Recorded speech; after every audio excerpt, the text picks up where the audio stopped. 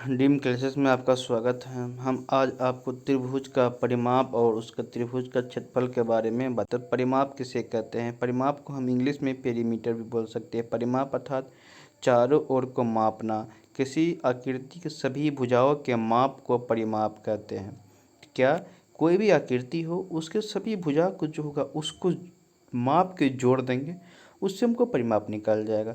Simple शब्द में हम परिमाप में माप का अर्थ हुआ मापना। जैसे हम लंबाई हो गया, लंबाई उसको लंबाई माप लेते हैं। जैसे खेत है, कोई भी खेत है तो उसको क्या करेंगे, चारों ओर से माप लेंगे तो उससे मालूम हो जाएगा जैसे हम उसके परिमाप क्या है।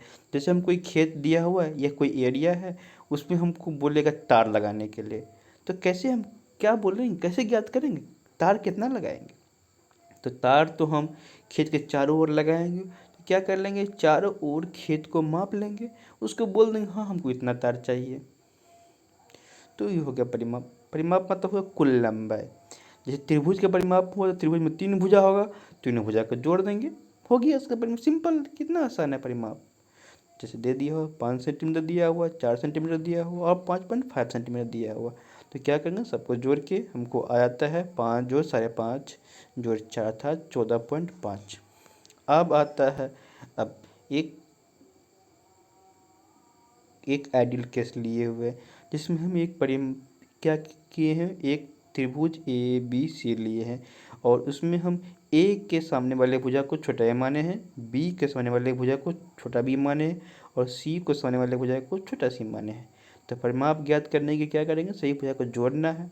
तो अर्थात ए बी जोड़ बी सी जोड़ सी अर्थात या ए सी। ए बी को हम बी ए भी ले सकते हैं, बी सी को हम सी ए भी ले सकते हैं और सी को हम उल्टा भी लेंगे। लंबाई में उल्टा लेने से निगेटिव पॉजिटिव कोई फ़र्क नहीं पड़ता, लंबाई हमेशा पॉजिटिव ही होगा। कोई चीज़ को मापेंगे तो हम क्या निगेटिव मापेंगे? नहीं यार, निगेटिव कैसे माप सकते हैं, हमेशा पॉजिटिव ही मापना है। इसीलिए उल्टा पे नहीं, इसमें डायरेक्शन की कोई, परिमाप में डायरेक्शन पे कोई इस ध्यान नहीं दिया जाता है। तो तीनों भुजा को जोड़ देंगे। अब आता है क्षेत्रफल, त्रिभुज का क्षेत्रफल। क्षेत्रफल को हम एरिया भी बोलते हैं। क्षेत्रफल का अर्थ हुआ वह क्षेत्र जिसमें कोई वस्तु को रख देंगे तो जो क्षेत्र वस्तु कैप्चर करेगा अर्थात घेरेगा, स्थान जो वस्तु घेरेगी। जैसे मान लिया हम गिलास रख दिए, कोई गिलास वहाँ पे रखे तो गिलास कितना स्थान घेरते हैं, वो उसका क्षेत्रफल कहलाता है। अगर हम कोई मान लीजिए कोई गेंद रखते हैं तो गेंद कितना स्थान घेरता है, तो वो उसका क्षेत्रफल कहलाता है। तो त्रिभुज का क्षेत्रफल क्या परिभाषा हुआ, जब त्रिभुज की तीनों भुजा आपस में मिलकर जितने क्षेत्र यानी कि जगह को घेरती है, क्षेत्र मतलब जगह, तो उस त्रिभुज का क्षेत्रफल कहा जाता है। अब क्षेत्रफल कैसे ज्ञात करेंगे, तो क्षेत्रफल हम उसका कोई त्रिभुज दिया रहेगा तो उस क्या क्या हो सकता है, सब भुजा दिया हो तो हम निकाल सकते हैं, या कुछ कोण भी दिया रहेगा और भुजा दिया रहेगा तो हम फिर भी उसका क्षेत्रफल निकाल सकते हैं।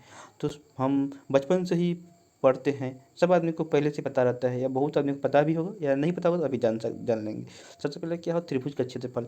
तो हम क्या हमको याद कराते हैं लोग, तो सबसे पहले हम याद कर लेते हैं 1/2 गुना ऊंचाई गुना आधार। आखिर ये होता क्यों है, हम आपको यहाँ पे क्लियर करेंगे आज। तो सबसे पहले हम क्या किए हैं, त्रिभुज ले लिए हैं ए बी सी। परिमाप के बारे में पहले पता पता था आपको, त्रिभुज क्या हो, ए बी सी को हम जोड़ेंगे तो उसके निकल जाएगा परिमाप। अब उसको क्या सबसे पहले परिमाप निकाल लेंगे, उसको हम 2 से भाग करेंगे तो उससे निकल जाएगा अर्ध परिमाप, या अर्ध परिमाप को हम परिधि बोल सकते हैं।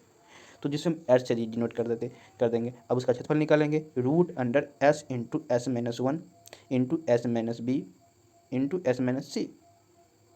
फिर से बोल रहे हैं क्षेत्रफल निकालने के, सबसे पहले रूट अंडर ले लेंगे और एस को हम, एस है उसको हम एक बार गुना करेंगे, फिर सब भुजा को क्या करेंगे, एस में से घटा गुना करेंगे।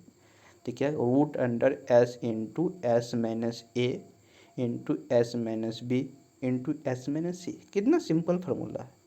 फिर से एक बार बोल रहे, याद करें, साथ साथ याद कर सकते हैं। Root under S into S minus A into S minus B into S minus C. उस सूत्र को एक वैज्ञानिक दिया था जिसको उसके वैज्ञानिक के सम्मान में हम उसको हीरोन सूत्र बोलते हैं। उसके बाद अगर क्या हो, जब ये फार्मूला तब यूज करेंगे जब उसके पूरा भुजा दिया रहे, अगर उसका कोई कोण दिया रहे तो कोण में क्या करेंगे, अगर हम भुजा कोई त्रिभुज हो उसके भुजा और कोण दिया रहे तो जिस कोण को लेंगे उसके अगल और बगल के बीच जैसे कोण है उसके भुजा के मल्टीप्लाई करेंगे और उसे कोण से मल्टीप्लाई करेंगे और दूसरा डिवाइड कर देंगे। जैसे हम ए बी सी लिए हैं तो ए के सामने भुजा को छोटा ए माने हैं, बी के सामने भुजा को छोटा बी माने हैं, सी के सामने भुजा को छोटा सी माने हैं। उसका क्षेत्रफल निकाल रहे हैं। सबसे पहले हम कोण ए पे निकाले हैं तो 1/2 गुने बी गुने सी इंटू साइन ए। फिर अगर उसका क्षेत्रफल इसका क्षेत्रफल जो निकलेगा वही क्षेत्रफल होगा 1/2 गुने सी गुने ए। सी गुने ए बीच का कोण क्या बनता है बी, इसीलिए हम साइन बी लिए हैं। तो 1/2 गुने ए गुने बी लिए अर्थात उसके बीच का कोण क्या बनता है सी अर्थात साइन सी। तो साइन के बारे में हम पहले बताए हैं त्रिकोणमिति में, लेकिन यहाँ पे हम आपको फिर से बता रहे हैं। साइन 0 का मान होता है 0, साइन 30 का मान होता है 1/2, साइन 45 का मान होता है 1/√2, साइन 60 का मान होता है √3/2 और साइन 90 का मान होता है 1। हम स्पेशल केस लेके दिखा रहे हैं 1/2 गुने ऊंचाई गुने आधार ही क्यों होता है। देखिए उसमें क्या होता है, यह तभी फार्मूला लागू होगा जब उसमें एक एंगल का मान 90 डिग्री होगा। आखिर 90 डिग्री होगा तो क्या होता है साइन 90 का मान होता है 1, इसीलिए क्षेत्रफल होगा 1/2 गुने आधार गुने ऊंचाई और बीच का एंगल क्या है 90 डिग्री था, साइन 90 का मान 1, 1/2 गुने आधार गुने ऊंचाई। एक हम समबाहु त्रिभुज भी ले ली, उसको भी देखा है। समबाहु त्रिभुज में क्या होता है, प्रत्येक भुजा बराबर और प्रत्येक कोण का मान 60 डिग्री होता है। क्षेत्रफल 1/2 गुने बी गुने साइन सी। ए और बी बराबर है इसीलिए 1/2 गुने ए इंटू साइन 60 डिग्री। 1/2 गुने ए को गुना करेंगे 2 बार तो ए स्क्वायर होगा और साइन 60 का मान होता है √3/2 अर्थात √3/4, क्योंकि 2 और 2 मल्टीप्लाई करके 4 हो गया इंटू ए स्क्वायर या √3/4 इंटू भुजा स्क्वायर।